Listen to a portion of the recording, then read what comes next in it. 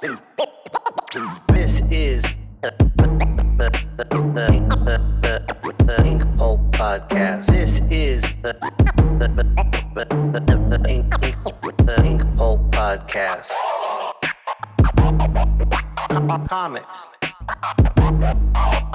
hip hop, life.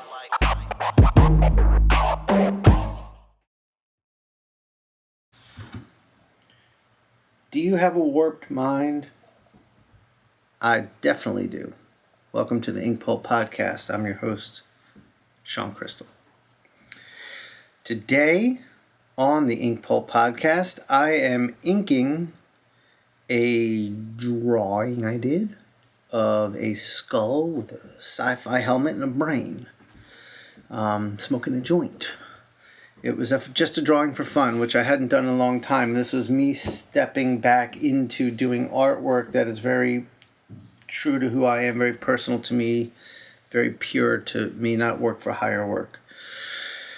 And I'm going to explain the inking process as I go. Now, this drawing was used on for merch on my TeePublic site, link below.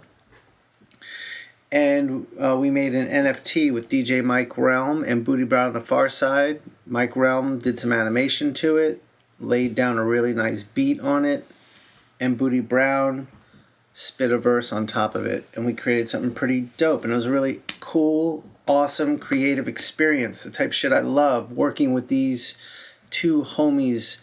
I don't know, we have a creative synergy that is just fire. So we released that and we sold it. It did pretty good. So come along and hear my thought process as I ink this warped mind. All right. Today we're going to ink this skull. And I'm going to sip my espresso.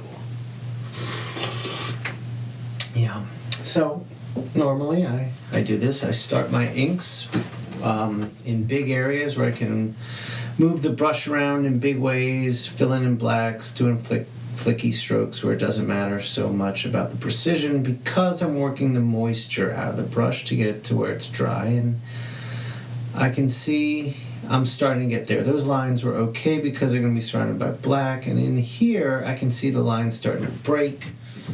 So I am feeling free to move about a little more freely. Now, people have asked me, normally where do I start when I'm making a piece? And that's generally an idea in an area where I can work out the initial moisture of the brush to get to the more dry brush that I like.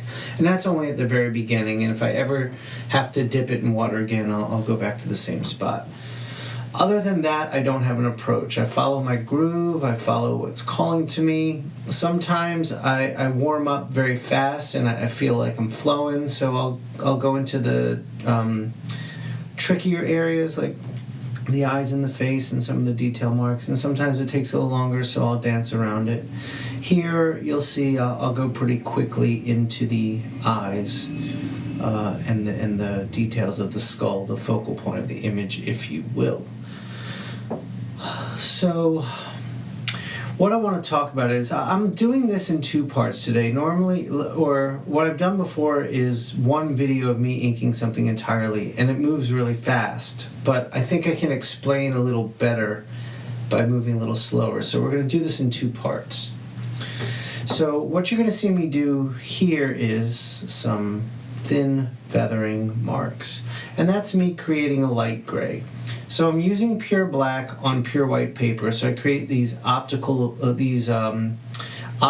grays. They're not actual grays. They're the illusion of gray. It's pure black ink, but due to the marks and the dry brush and everything, I created a not pure black area. So right there, what I did, those parallel hatch lines are me creating an area in the shadow, in the dark spot, where the value isn't 100% black.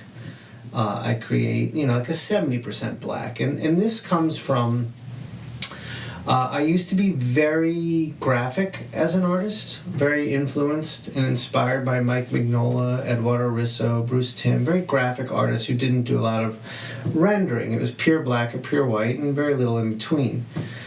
And I felt after time my work just was missing something. I'm not saying their work is missing anything. My work was missing something. And it was discovering the work of Kevin Nolan where I was like, that's it. There's a world of value in the dark. And that brought me back to studying the paintings of Frank Frazetta.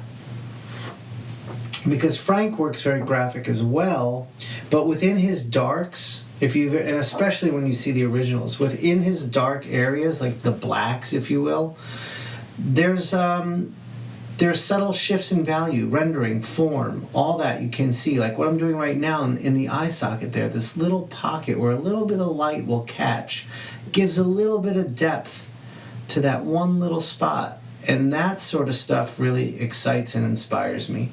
So my term for today, I don't remember, I came up with this earlier, is I'm looking for areas to explore and exploit with these subtle shifts in value.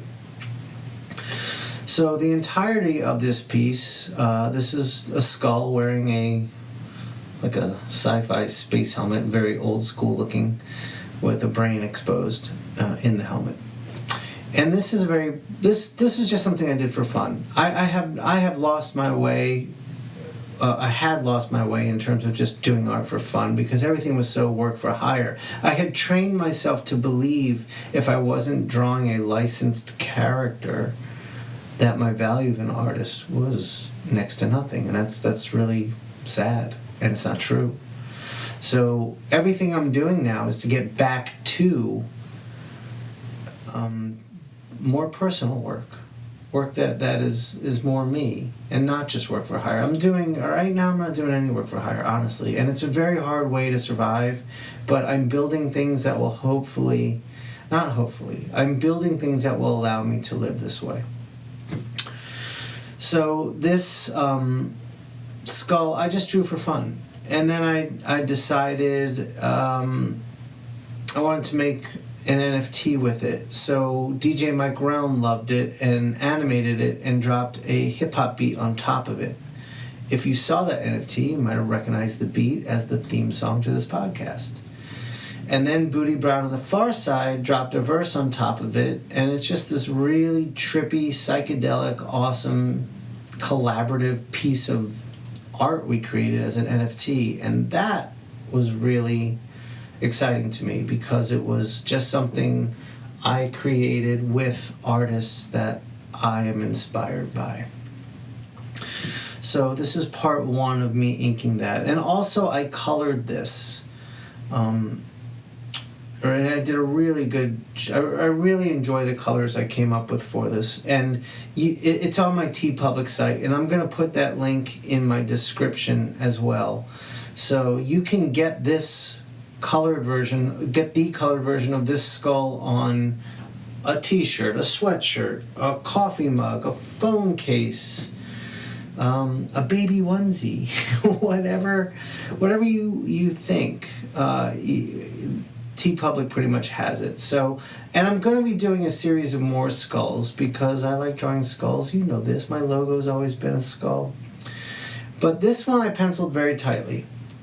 I have 3 skulls that I've drawn very small that I'm just going to lightbox directly to ink. And I'll record those as podcasts as well too so we can see the difference. In approach and maybe in finality. I mean, I think it'll be cool to have more room to be a little more improvisational, but I also like here how it's all defined for me and it lets me play in a different kind of way. Those little sharp edges I'm making, those are they're feather marks essentially, and what a feather mark does is it transitions from pure black dark to pure white light. And it creates an illusion. So if you look at the work of like Jason Pearson or anything Carl Stories inked or Brian Stelfreeze, you see these feather marks. It was a trademark of like the gaijin slick look of the early 90s. And it creates a really nice fade from light to dark. But what I'm doing there is it's not a long fade, it's a very quick, short fade. So that's an area where I'm saying that the transition from light to dark is very fast. And it also gives a little bit of it breaks up the shape from being such a hard, clean edge, which I like as well.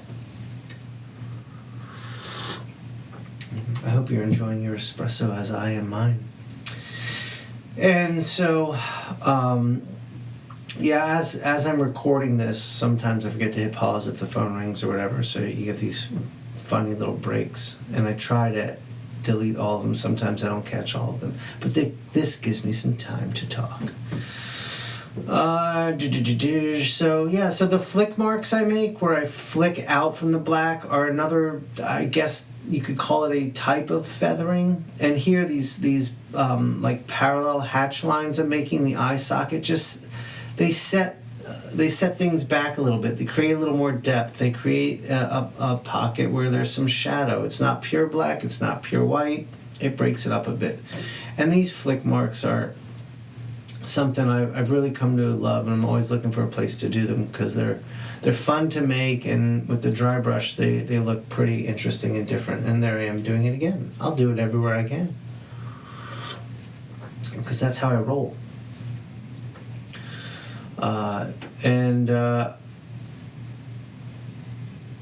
So I'm just thinking away. So if you like the instructional part of this, if you're learning from this, please do check out INKPULP Instruction. The link is in the description as well. I'm offering a series of videos, and I keep releasing new ones with me and with top comic book artists of today.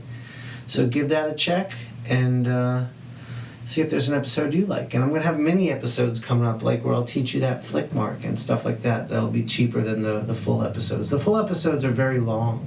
The normal ones, they're usually 3 to 4 hours, and they're broken up into chapters, so you can watch them in pieces. But so much valuable information in there.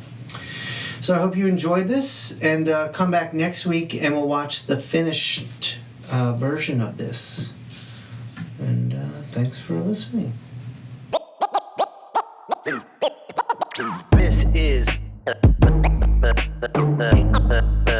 INKPULP Podcast. This is the INKPULP Podcast. Comics, hip hop, life.